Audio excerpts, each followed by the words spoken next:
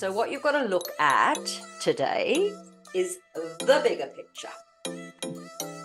And this industry is an industry of no. Like, people are just going to say no to you at every given opportunity. They'll say no before they've heard your idea. What you have to do is you have to develop a skin that is thicker than a rhino's and just keep going. But the reason I'm showing you this on reuse content, and this is about helping you stand out with your own podcasts or whatever it is that you're doing. Oh, hello, looks like Megan, do you have a question?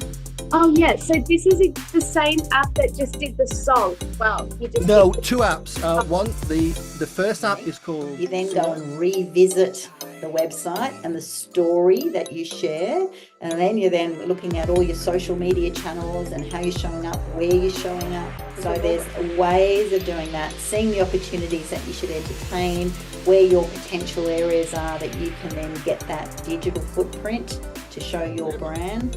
So the value of your content is determined on what the content is. But YouTube will pay you way more, pretty much so, than all of the other platforms.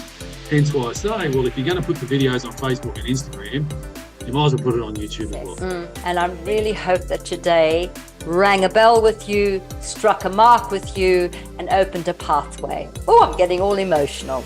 Well done. Thank you.